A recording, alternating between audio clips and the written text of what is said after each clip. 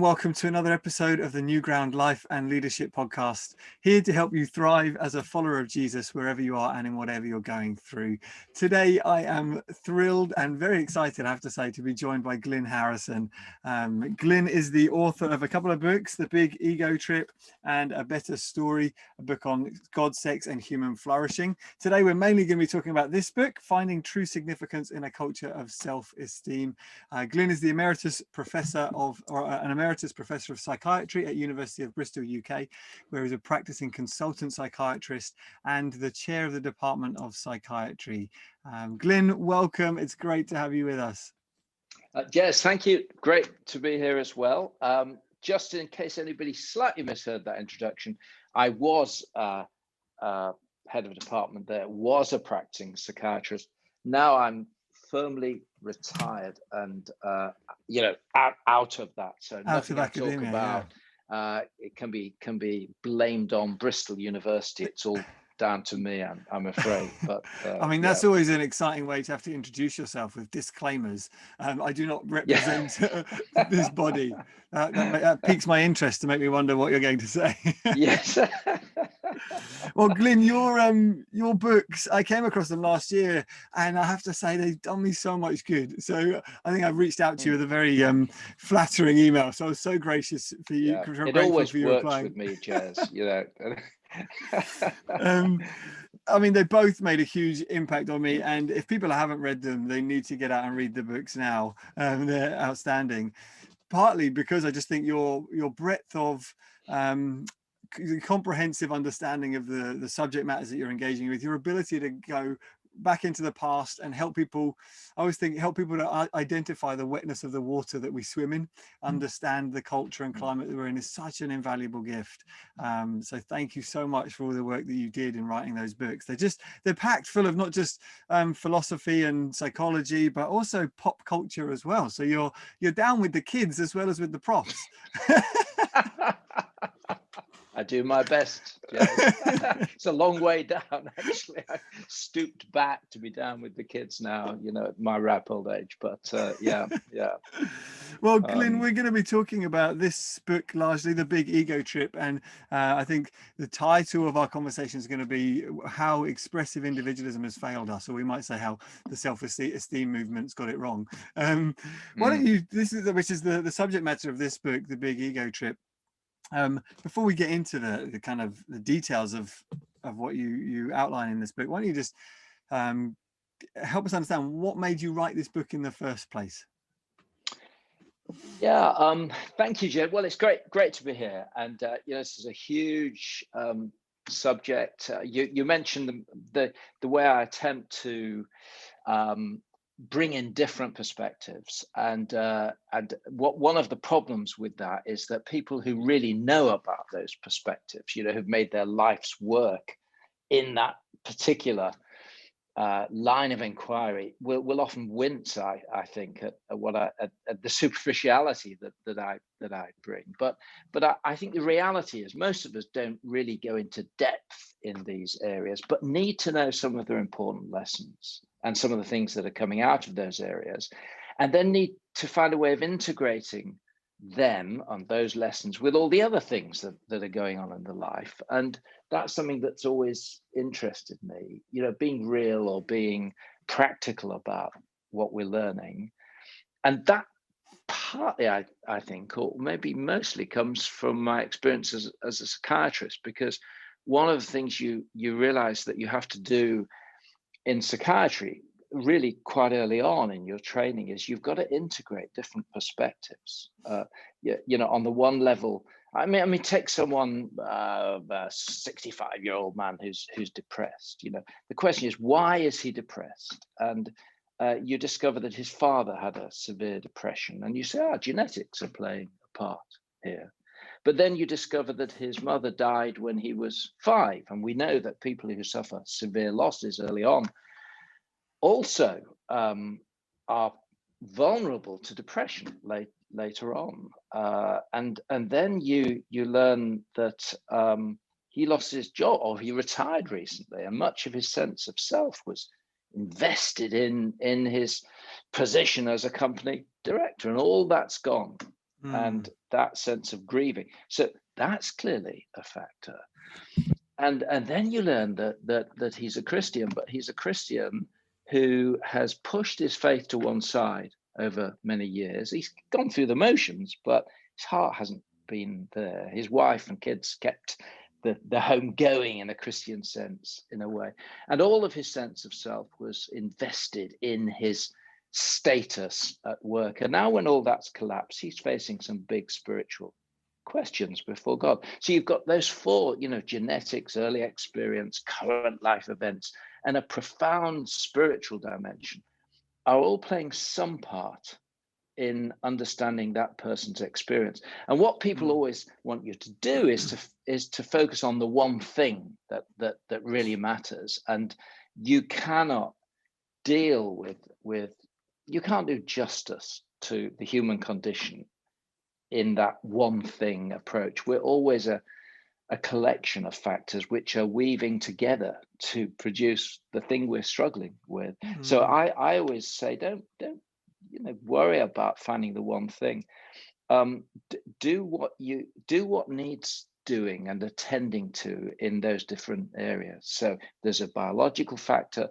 An antidepressant may well help, but it isn't the whole story. It may actually just help open the person up to looking at some of those life events. And just because a counselor maybe is helping someone understand the process of grieving and coming to terms with life's changes, doesn't mean that the pastor as well doesn't have a key role in helping that person re-establish what the business they need, rather to do the business they need to do with their God and Lord. And so all of those things, they're not in competition. They are actually, they can work together. And so I've always been interested in that kind of multi-perspective. And so whilst my books may make real specialists in each of those areas think, help, he spent 2 pages on my life's work or something. That's life. That is the process that we're all engaged in, is trying to take wisdom wherever we see it, but we don't always know the layers of inquiry that work beneath it. And so I felt, that is what psychiatrists do. That we know a little bit about a lot and try to integrate them in the interests of. And so it wasn't unnatural for me when I retired and had more time to dig into some of these questions, to continue doing that in a way. So now I've forgotten what the question was. It was what took me into this, what took you into writing it. But yeah. I think you touched on something that I really appreciated about the book, and that was toward the end. I think when you'd drawn a lot of these threads together, you made the comment, there's no quick fix. Psychology offers a quick fix, or psychological speak can seem to suggest this is a quick solution. Do this, believe these, repeat these words, you'll feel fine. But then you also said, and if we're honest, Christianity is not a quick fix either. And I thought, as I read that, I thought, oh, thank goodness, because we do, I think, live with a weight of, if I'm not fixed quickly by Christ, then maybe I'm doing something wrong. Maybe I'm not praying the prayer. We turn prayer into a spell, and we think maybe I'm not saying the spell properly. And I think just to be able to acknowledge, no, as you just did, we're complex creatures who, for one, we're not static. We're constantly growing and changing. And so what worked yesterday might not be the same medicine that's required this year that it was last year. So I found that just so helpful and so honest. But you do that without becoming a relativist, and saying, oh, there's so many perspectives, there's no truth, just believe whatever you want. Yes, absolutely. Yeah, we don't want to go down that road because it's the road to despair. And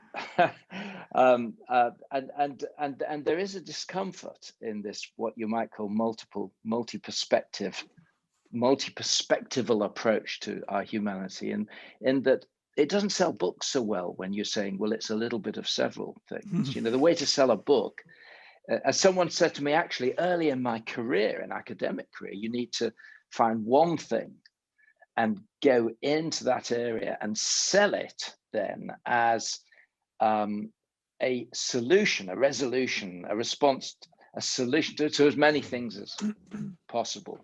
Yeah. and ideally with your name on the cover in large print. Yeah. And Yeah. and there is something about that. You don't make your name by saying, well, we have to integrate. You say it's just, if only we just do this, or you just take that. That's the answer, and that's what we sell. And of course, this has infected our Christian culture as well. It's the cult of the pastor selling the, you just need to do this, or listen to him do the, listen to this, and Yeah. that's the root. Oh, and I think you're touching on something. You're touching on something there that we could go straight into that rabbit hole and talk about how a lot of these ideas have shaped the modern church. But I'm tempted to stare into that right now and say, let's talk about and critique the Christian culture now and the cult of the pastor. But before we do that, why don't we back up, because I think what you have to say about the rise of what you call the self-esteem movement and boosterism, that the solution to your problems in life, or the solution to society's ills, is poor self-esteem, and we need to do all that we can to boost people's sense of self-esteem. That's a large part of your book here, and how that's then infected the church and shaped the way we think about so many things. Help us dig back into the recent past and discover, where does a fascination and fixation with self-esteem and self-worth come from? Okay, and Jez, I might be the most annoying interviewee, but just finishing off, or actually even starting on what you actually asked me in the last question. How did I get into this? And I just want to come clean. As I've always struggled with this, as I think we all do. You said that self-esteem is, sorry, put in my earphone again. Self-esteem is our subjective sense of our own worth. And the reason I think that psychology has always struggled to really give an answer here that's compelling is this is a profoundly spiritual, existential, meaning of life question. And psychological sciences can never properly provide the answer to that. And so, like everybody else, I've always struggled with that question. Well, what is my worth on a clear night, looking up to the stars? Who am I? What's my significance? And what frame of reference do I have that might help me answer that question? Are there answers out there, or is the answer in here? But I think it was intensified for me as a kid, because and again, I've met many pastors who've journeyed something along this direction, but I was kind of scripted to be special. And that partly came from the fact that my parents thought they'd never have a kid. My mother had a heart condition, and she was told, you'll never have children. And then my mother did get pregnant. They were a very young Christian couple, and they were thrilled, and she got pregnant, and that first child was stillborn, and they were going to call him Glynn. And they said, there you go, you'll never. And they said, well, that is it, now you can't. And then they got pregnant again, and then eventually another little boy comes along, and they call him Glynn. And he's very special, unexpected, special. And I was always aware of that sense of, and I heard as a child one or two, I think the Lord's got his hand on Glynn. And I was talking to a pastor recently. We were saying how for those that do become pastors, that there's plenty in the scripture as we look to people that God laid his hand on to fuel that sense of destiny, of being called to something great. And because I had a confidence about me to some extent as a kid, a very working class background, and I was the first kid with the opportunity maybe to get to university. No one had been to university in my family. No one really knew about that whole world. And the idea of being a doctor was just stratospheric in terms of another world that one was entering. But this all played into the script of specialness. And if you're scripted in that way, and that's the show, you are going to have to work pretty hard to to satisfy that, to play that role Mm, consistently, mm, because another part of you knows it's not true. It's not, you're not all that special. As you get to university, you quickly meet others mm, who are more special than you, than you, and more gifted than you.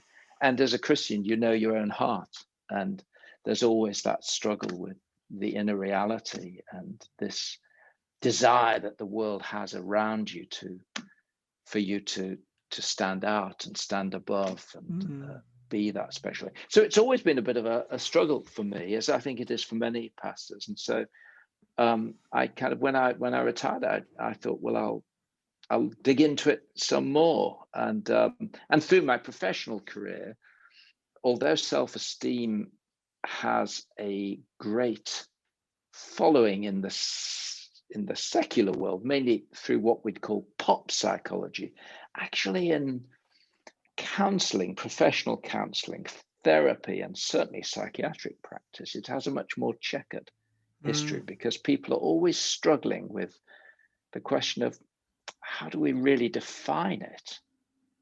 What exactly is it? And as psychologists have looked more into it, whether this boosting self-esteem works or not has always been a big mm. problem.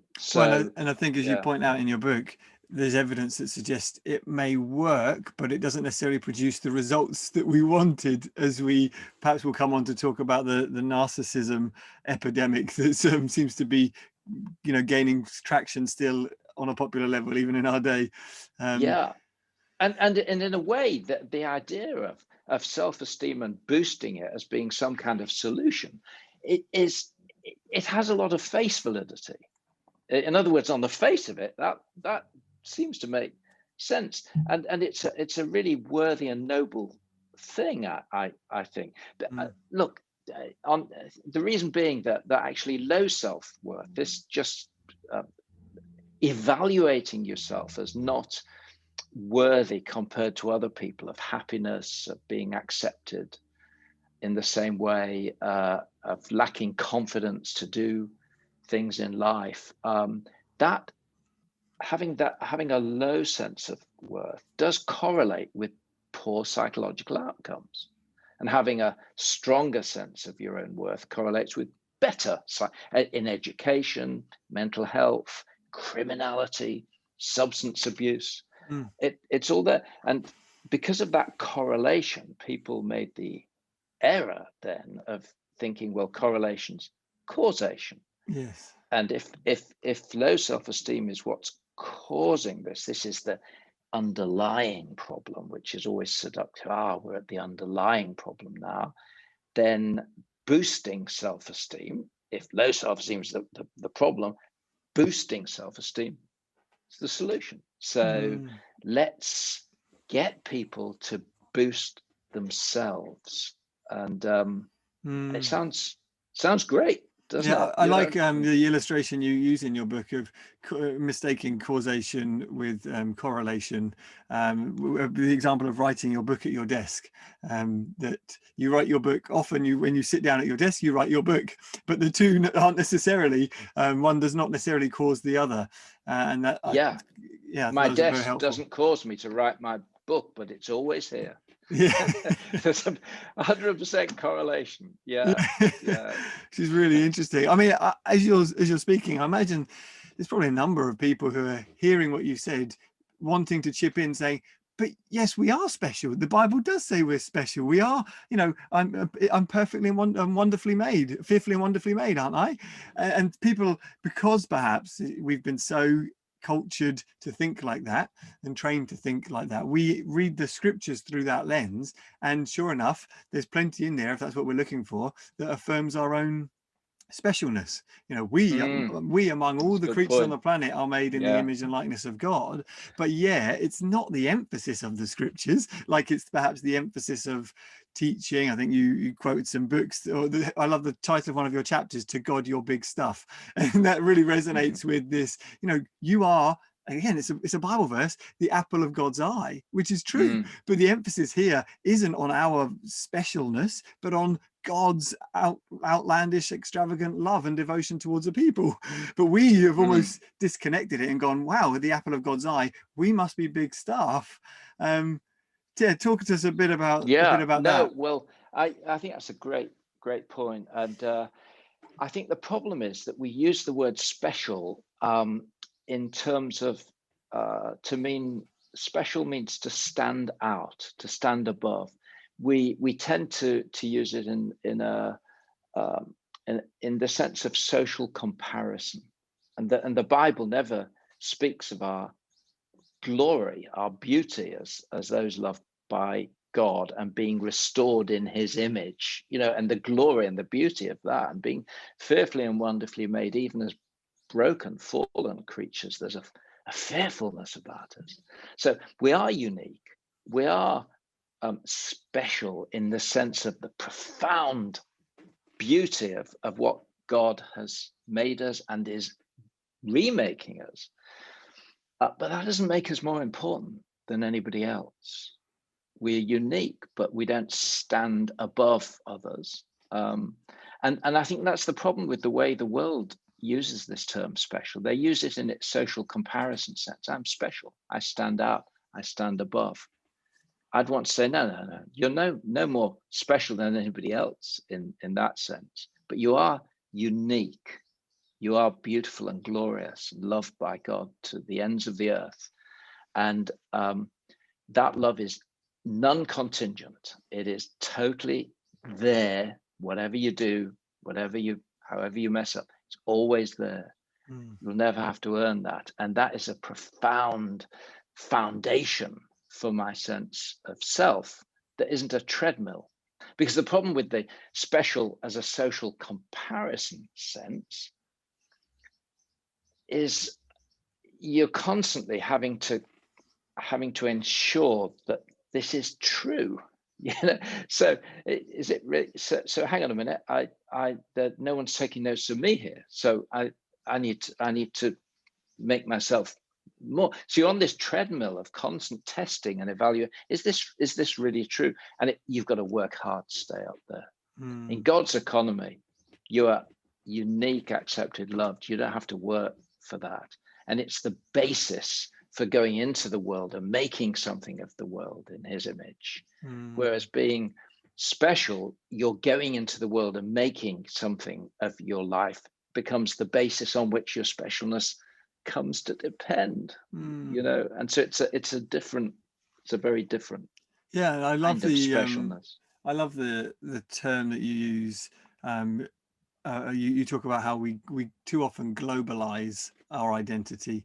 Because I am good at this, therefore I globalize that and it becomes my identity. Do you want to explain that concept to us?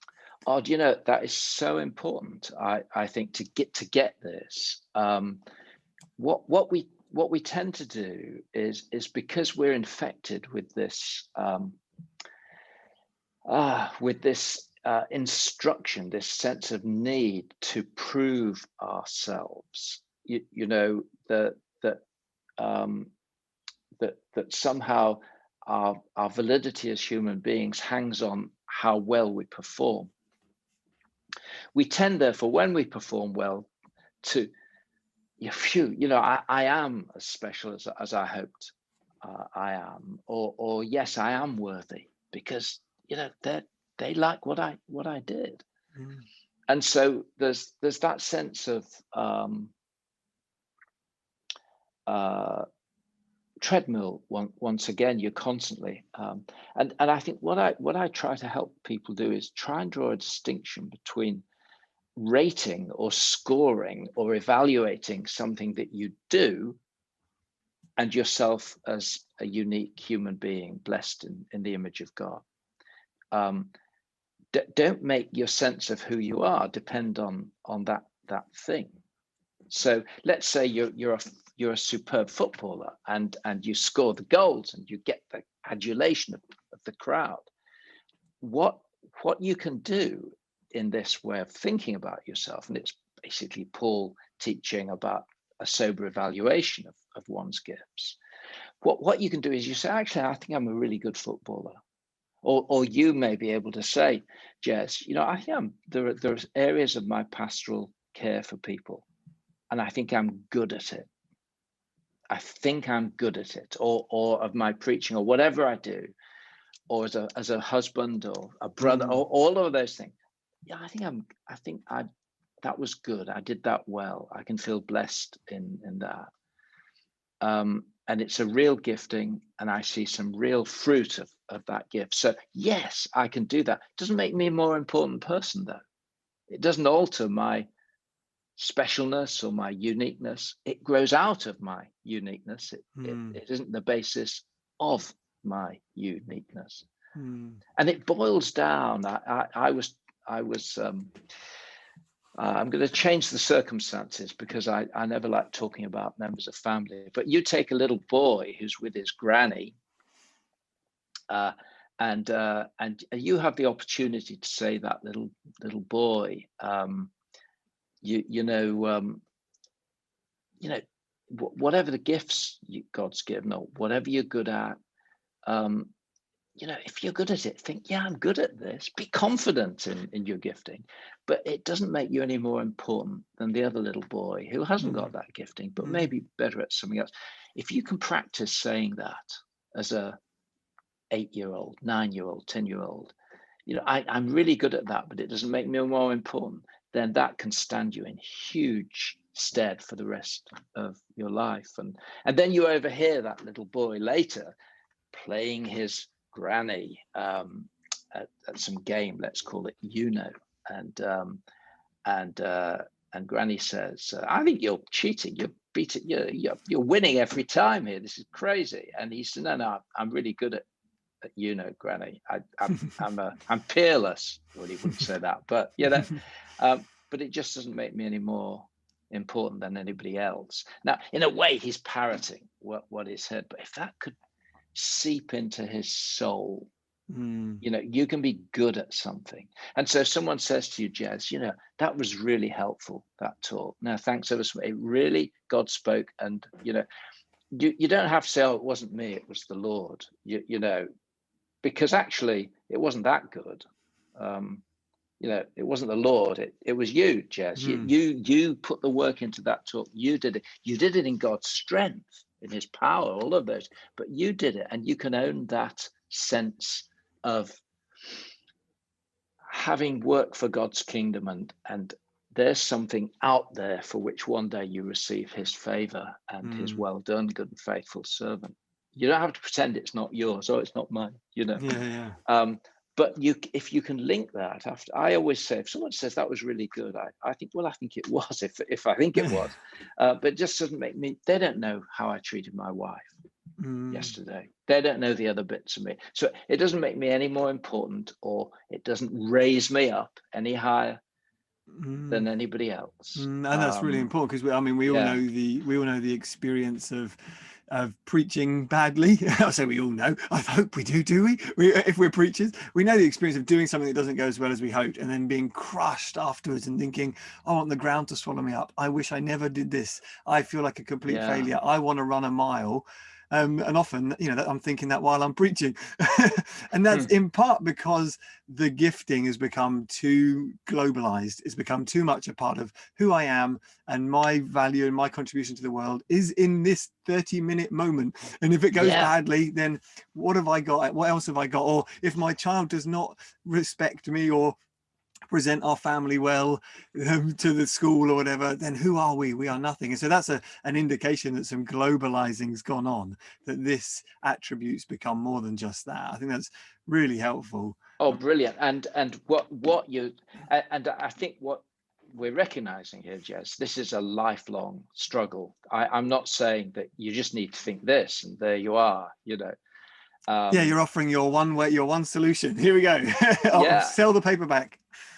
But I do think it's a kind of a cognitive technique. If you do something well, or if you do something badly, you say, well, there's a strength, or there's a weakness, maybe, or there's something I need to work harder at, maybe. But that is not the basis on which I rest my whole sense of being blessed as someone who bears the image of God. You've got to keep practicing that. I practice it still because there's a deep struggle within our souls. I think it goes back to when the devil, when the serpent in the garden says, the lie he whispers to Eve is, you shall be as gods.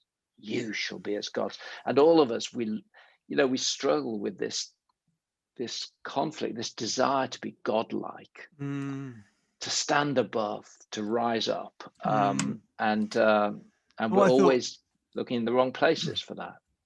What I thought was really interesting as well in the sources that you quote from in the book is the amount of academics or philosophers, psychologists who seem to arrive at a very biblical understanding of original sin and the fallenness of human nature, but without using the revelation of Scripture. Do you know what I'm referring to in that? Well, yes. In that, the diagnosis of our human condition that the Scripture gives has, it resonates with our lived experience. Was it Chesterton, I think, who said, one of the greatest. I can't remember the exact quote, but it was something. It was something along the lines of one of the greatest evidences of the Christian faith is its doctrine of original sin. You don't have to look too far in your experience within and of the world outside to see that doctrine. And in many ways, I think people who are honest in their self-reflection see that. There's something broken, distorted about our humanness. And what I think the globalizing speaks to as well, that I remember picking up from your book again, was perhaps linked to the self-esteemism. If your emphasis is on boosting self-esteem to convince someone of their specialness in social comparative terms, then what that means is there's a tendency to cause others to globalize by the way you praise them. So I think you used the example of a child doing something well in maths and you going, wow, future Einstein, and in doing that you put a whole bucket load of pressure on them to not be anything other than the future Einstein, which actually makes it harder for them to take the same risks in learning that they need to do in order to cultivate the resilience that's required. And I think I picked up from that. Now when my kid goes to school, because he hates failing, so I always grab him by the face and I say, today I want you to fail. I want you to get stuff wrong and ask for help, because they won't do it otherwise, because he's so afraid. I don't know where he's picked it up from, but he's so afraid that he is special, and he's special, and it's going to be proved by what he does. And so that puts that whole kind of pressure on. So this is the work. This is work of Carol Dweck in the way to praise kids, and exactly as you say, she found that if you praise status, you're an answer. And it was grounded particularly in the idea of IQ. You're brilliant. Then you have burdened kids with having to prove that. And so she showed rather nicely that kids who've been praised in this way, if you then give them a series of tests, but give them a choice between an easier test and a more difficult one, the kids who've been praised in this way that elevates their status, you are intelligent, they're faced with a series of tests. They'll, if given the choice, choose the easier ones, because that is the sure way to confirm their status and avoid the tougher ones. Now, what we want to do is we want our kids, as you say, Jess, to be resilient kids who can bounce back and who aren't so obsessed with their own keeping up their own specialness or being intelligent or being brilliant or being an answer or whatever, and not so obsessed with having to keep that up that they don't want to go out and make mistakes and go out and make something of the world through making mistakes and by learning. And I think that's a great, gift is we help. Learning to fail well is a key milestone, I think, of healthy psychological development that most of us skip or are encouraged to skip. But I used to run a men's ministry, and one of our slogans is failing our way to success. let's keep failing, guys, because failing means you're trying. And yeah. That's great. So what would be a healthier way to praise not just a child, but someone that you're wanting to encourage? Is it You praise effort. You know, you say I love the you really worked hard at that, or you didn't let that get you down, because you saw that in the big scheme of things, being a violin player, if that isn't you, that isn't you. And just because there are a number of other violin players, they're brilliant at it, so it looks at, well, that's great, because you saw that life isn't all about violin players. And look at how well you worked at this, and you work. So keep praising it, keep the focus on effort. That's great. Thank you. Well, Glynn, I'd love to, I know it's not directly linked to what we've just been talking about, but one of the things that you point out is, you said that, you even just said it earlier, actually, that psychiatrists and psychologists have mixed feelings about self-esteem. And you said that although it became quite popular, I think, in academic circles, maybe in the 70s, it soon fell out of favor as people realized that it wasn't the silver bullet. But by that time, it had reached a cultural tipping point, such that we latched onto it, perhaps, you know, in line with what you shared, perhaps because it speaks to that part of us that wants to be like God. So if we're told you are like God, then that perhaps is why it's grabbed such cultural traction.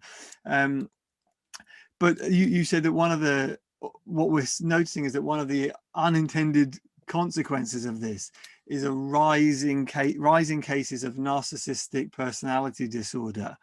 And that was a painful read when I read that part, and you identified exactly what narcissistic personality disorder was, because I thought, that sounds a lot like me.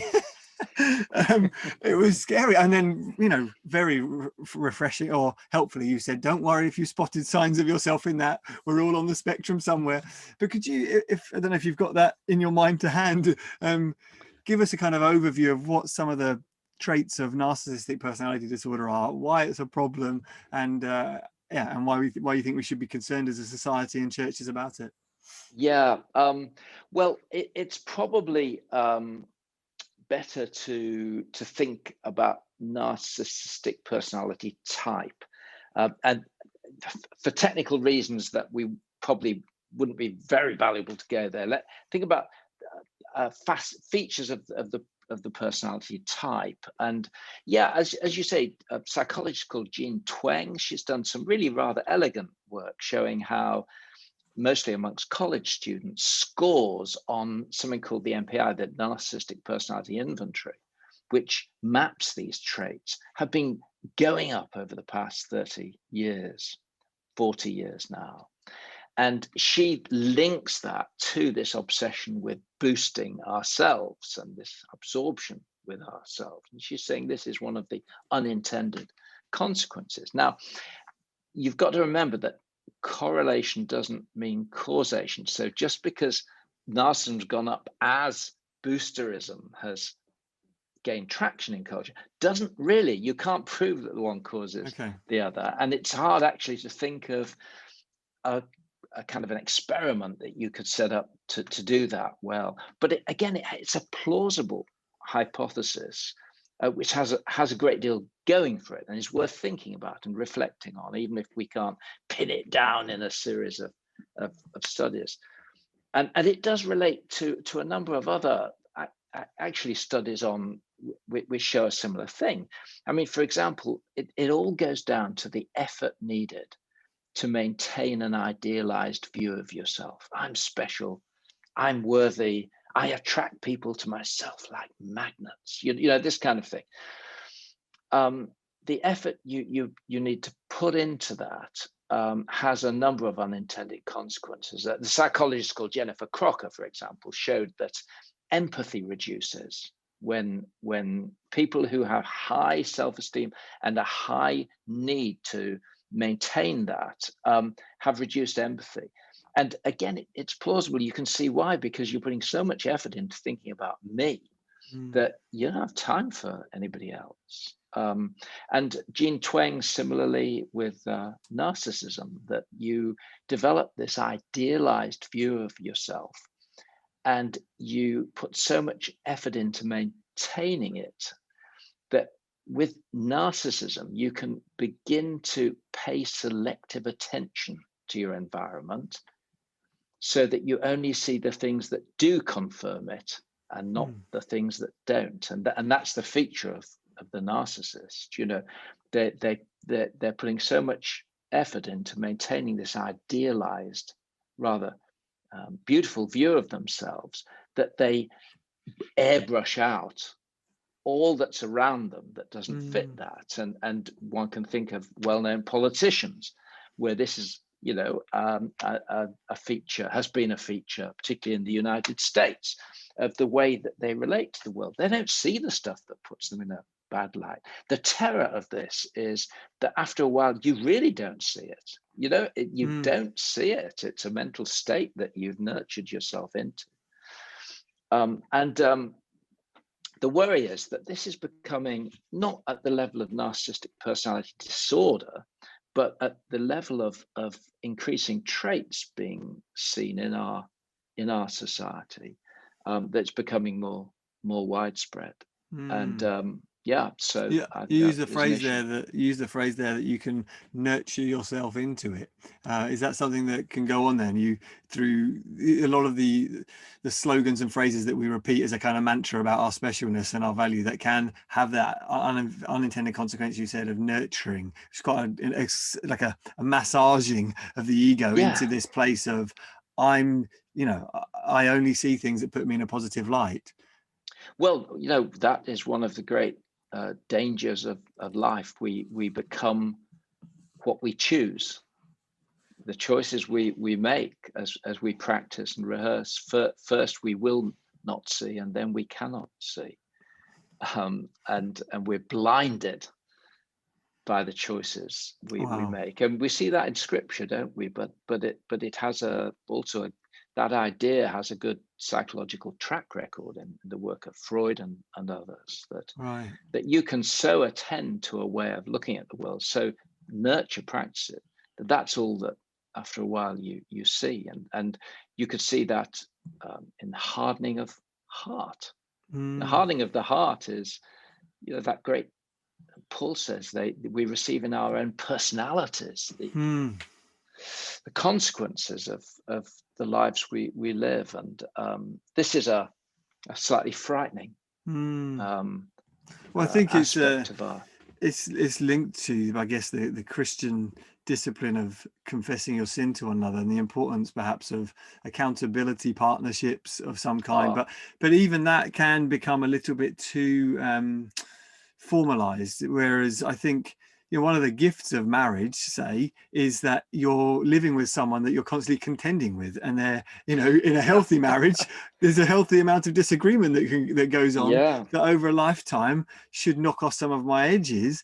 But equally, I think outside of the marriage context, there's the community of the church, the people of God that we're part of, and I think this might be drawing from your other book on sexuality, but you point out that in society we've got this situation where we've lost this kind of middle level community, where we've kind of got our big institutions and we've got our, you know, close friends, but then there's this other group of people that we're supposed to be around that are very different from us, and we wouldn't necessarily always choose to be with them, but we are there and they are there and they're helping heal parts of us that aren't good.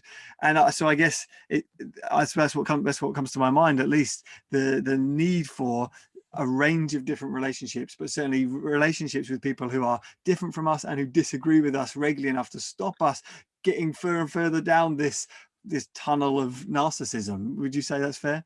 Oh, Jess, that is just a great. You know my book better than I do. That's from the second one. I think that institutional thing. Oh, amazing.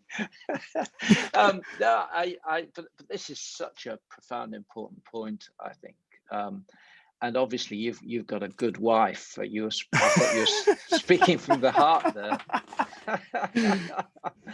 But I do think that is a sign of a healthy marriage. You know, I do remember I was sitting on an airplane once, and I went to the loo and got out of the row.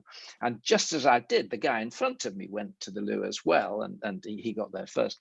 And then when I came back, he'd already taken his seat. And my wife said to me, she said, "Do you know what I just overheard?" She said, "Once that guy went to the toilet ahead of you, his wife turned to the woman on the other side, who was a stranger, but he just pushed past her, you see, to get out." She said, "My husband," she said, "he's a wonderful man." And she told me, her husband was a surgeon. And this phrase, "a wonderful man," and he was about my age. And Louisa, and my wife said, she said to me, "A wonderful man." She said, "Could you ever imagine me saying somebody that about you?" You see. And the way she said it, I was a bit downhearted, actually. She had this laugh as if, "Who would think you're a wonderful man?" And and I think that's something for which we ought to be really grateful. Yeah, I mean, it can go too far. I often have to tell my wife, "Just say nice things about my sermon, please." Exactly. No, you're absolutely right. It can go too far. But many marriages, and there is this healthy thing. You say, "Look, we're in a team. We're in this together." And I've even heard that phrase, "It's you and me against the world. It's us against the world." And it's a phrase that you want to use to build that sense of we're working together on this. There is a danger, however, that can lead, rather than a wife being a critical friend, to being a co-conspirator in your delusions. And wow. You do see that. I've seen it with pastors, clergy, Wow. where they're not seeing a big part of, some of the issue in their church right now, and the way it's to do with them. They're not seeing it. And their wife, instead of being the person who grounds them and takes them home and says, "Look, you need to hear what people are saying," joins with them in strengthening so yes, that is really important, but it needs to be as a healthy relationship, Jez. And absolutely with you on that. But it's a key issue. Who speaks into the life of the pastor? I've been so many pastors' conferences, and I say, look, this talk has one simple message: who is shepherding the shepherds? It's more important, who's pastoring you? And it doesn't have to be just one person, but where are the relationships in which people say, I love what you say, but as you're getting older, you might want to say this to me any minute, Jez. You're talking too much. You're clearly getting to like the sound of your own voice. And you need, or have you noticed you don't listen to people so well anymore? It's the little things like that. Funnily enough, I mean, yes, in pastoral ministry, that there are the big issues of sex and money, but the things that get pastors into trouble a lot of the time are those quirks of personality that consolidate over time. They're not listening, and then the riding roughshod over people, those kind of things. Yeah. And if you don't have people able to speak into your life, then you're going to be in trouble. Which you mentioned the abuses of sex and money, but that right there, you might say, is one of the side effects of cultivating the love of power a bit too much. Yeah. Not putting yourself in places where you are challenged regularly, and it strikes me that with every transitional stage in our lives, we need people to say different things to us. I think in our culture of self-esteem boosting, in our 20s, we need people to tell us, "You are not that important, you're not that special." But equally, it can perhaps seem in your 60s, as your life changes again, maybe you approach retirement and a large part of what shaped you has gone, or people join the church and they don't know how brilliant you were in your 30s. And so you do see that in people, the need to remind people how great they are. And that seems to me that there's a different transitional life stage there, where they're also at an age where people find it hardest to speak to older men respectfully about some of their personality quirks, as you put it. But if they're left unchecked, then there's this beautiful infographic I saw recently of the journey, the heroic journey through life, and all of us reach a crisis of our own limitation, and when we reach that crisis we need to decide what to do. We can power on through and become what the author called an old fool, or we can become a bittered fool, and our life kind of plateaus as we don't move past it, or we can become a holy fool as we realize, no, I do have limitations, and that's a healthy thing, because the Christian life is meant to be shaped by a constant hitting a limitation and going down to death again, and realizing Jesus is the Messiah, not me. Yeah. Which perhaps without the infographic it's hard to explain it, but I think you get the point. You can become an embittered fool, or just a holy fool is a good thing, or perhaps someone who nobody is just an old fool and nobody really has the time to confront and speak to anymore. Yeah. Absolutely, and I think that idea of needing to hear different things at different times and for different issues is what makes relationships so important. Because different people need to be able to speak into our lives at different times. But certainly, one issue that I've talked with quite a bit about with people is the way they want to insulate themselves against criticism. But equally, you often find yourself really wanting to encourage people in the gifts God's given them. And I think, again, that tool of, you need to be confident in it. When people say they're really blessed, they are blessed, and you are God's instrument there. And you're not a hollowed out vessel. You are a person made in the image of God who is deploying the gifts God's given you in a meaningful way. And it's you who's doing it. Own that sense of actually instrumentality. You are making a difference, and you are you. It just doesn't make you more important. Let God love you anyway. And when you blow it, he still loves you. And let God love you as someone made in his image. But then out of that deeper security of his love, go out and make something of his world. And when you do, hear him say, well done, you did it. That was you. Wow. So, I wouldn't want I wouldn't want to have been heard to say that in that transitional life stage of perhaps in your 60s, that the answer is you need to be told to speak less and to have someone confront you, because you're absolutely right. It's a transitional time of vulnerability where you need to be encouraged and told you've got so much still to offer the world. The world doesn't need the 30-year-old version of you anymore. It needs this version, the rich, experienced version who's got all of the gifts that you've got to offer.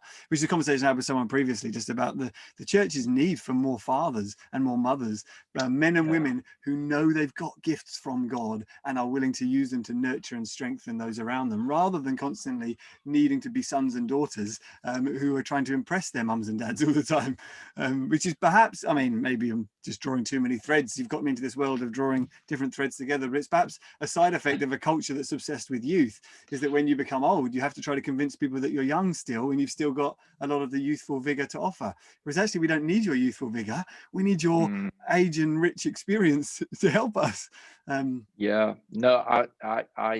That's a word for me, Jez. I need to hear that sometimes, because I think the cult of youth is really seductive. Well, as you get older, trying to keep up. Your books are speaking volumes to that, and I have found them, as I said, as I've pointed out, even being able to quote them better than yourself. They've made such a big impact, and I think there is that gift of threads that you're able to draw together. Perhaps as we close, why don't you just I love how you finished the book with that story of John the Baptist, that I must decrease and he must increase, as a healthy antidote to some of the boosterism and the status anxiety that we live with. Why don't you just share with us, as we draw our conversation on time together to a close, why don't you share with us some of the insights that you drew out of John the Baptist there? John is, he's a remarkable figure, isn't he, in scripture, and the way Jesus loved John, I think we often miss that, the last and greatest of the prophets, I think. And you do have this really interesting picture of John's disciples looking at Jesus' disciples doing more baptisms than they were. And one of the things I touch on in the book is this idea of a limited good that we often Foster's picture of limited good that often takes over our thinking in this area, that there's only so much good to go around. Or it's a bit like a land is a limited good. There's only it's in limited supply, and that means if someone gets more of it, you get less of it, and therefore we fight over land. It's a zero-sum thing. And so they look at Jesus doing more baptisms, and they say, hang on a minute, they're doing more, we're doing less. They're becoming more important, we're becoming less important. And they are heavily basing their sense of calling, significance, worth, and meaning on this sense of numbers of baptisms and evidence of their influence and competency out there. And they're saying, hey, whoa, if Jesus' disciples are getting more of that status and importance and effectiveness, that makes us less. And John speaks directly into that and says he must increase and I must decrease. In other words, he dissociates himself from that dynamic, that tendency to base. If that's what this is about, he says, how much status all of this gives us, then he must increase and I must decrease, because that's what this isn't about. What I don't think he was doing was saying, so I'm a worm, I'm a nothing. But he was saying in that sense, in the sense of people valuing and effectiveness and success of ministry and so on.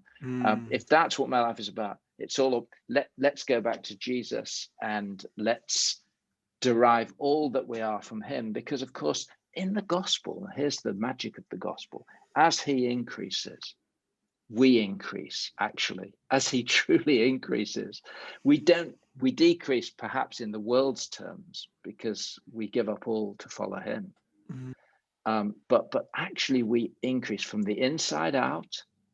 We discover that God is restoring his own image in us, and that image is the image of Christ, his own son. That, in the magic of the gospel, doesn't invalidate who we are uniquely. It validates it. It somehow realizes it. This sense of Glynn is made in the image of God, profoundly in the image of Christ, and yet more Glynn, not less. That's the beauty of it. I mean, when God creates creatures in his image, he really did create creatures. He didn't create extensions of his own divine self. He created beyond himself these creatures in his own image. And so I think that's where John sends us. If it's about status, then he must increase, we must let go of that. But the genius there is let God be all that God is loving you and blessing you. It's so beautiful, and actually it is part of the beautiful differences between Christianity and monism or Buddhism, is that we don't need to lose ourselves. We're not being absorbed into the oneness. Actually, in dying to self, we become more fully ourselves and we maintain our individuality, but we find it enhanced and increased by being part of the three that is the Trinity and the Godhead. So it's such a beautiful richness that I think Buddhism doesn't. I mean, Buddhism is very popular, or popular Buddhism is very popular, increasingly so, but it doesn't people don't often realize that that's what it says, is essentially your sense of individuality is an illusion you need to wake up from. It's a nightmare. And you wake up for it by being absorbed into the oneness and losing your sense of self. Whereas as human beings, we say, no, but this sense of self is very strong and very real. And I don't think it's an illusion. And in Christianity, you see, no, it's not an illusion, because God is both one and three. And so he is diverse and united. And your goal is to die and find your true identity and calling in him. So it's beautiful and it's rich. And thank you so much for drawing that out. Well, Glynn, as we Hmm. draw things to a close, is there anything else that's bubbling in your mind and heart and head that you just love to share before we close? Well, you know, it's a fairly light thing in a way, Jez. But you're part of a New Frontiers network, is that right? And Correct. I just want to say that little vignette that I gave earlier of I may be a great kind of Uno player or a great footballer, but that doesn't necessarily change my importance. To be honest, I was really set thinking, and I plagiarized it, I'm afraid, a joke I heard from Terry Virgo years and years and years ago, and others may already have heard it because I think it's one of his favorites. But it's the joke where you go up to the guy who's played the organ at the end of the service, and you say, "Wow, that was wonderful," and he looks at you and says, "It wasn't me, it was the Lord." And Terry Virgo says, and you say to him, "The Lord? No, it wasn't that good." You know, I mean, who played the wrong note then? And and the guy said, "Oh, I played the wrong notes," you see. And I've often used that, and I say, now, what kind of a Lord and Savior would call his creatures to be the ones who attribute to him all the right notes and to themselves all the wrong notes? No, if you play a right note, you do it as the one who bears his image in his strength, but you do it. And I think that is what Terry is wanting to drive home there, exactly the point you're making. We're not Buddhists. We don't lose ourselves in something called my identity in Christ, as if somehow I'm lost and immersed in that. This is a profound validation of our creatureliness, those created in the image of God and called in exactly the way that you say. And I find that really liberating and quite wonderful. Another one I've heard him tell, and that he may want to go online now and say it's all wrong, I'm misquoting it, is when you go into the pulpit and there's that little thing, "Sir, we would see Jesus," on a little plaque. I think we have it at our church, and Terry says, and I would say, "Sorry folks, you got me." And again, it's that great sense of reality. Let's not. It's me standing here, but I do so in the image of God, and I'm not here to boost my status. That's true. We want to see Jesus set forth here, but it is you in the pulpit, Jez, and you're doing God's work, sometimes for better, sometimes for worse, but always out of the profound sense of calling and self that God has given us. Wow. Thank you. Thank you so much, so Glynn, we've for your paid time. homage to Terry Virgo. There you go. You're officially allowed to be aired now.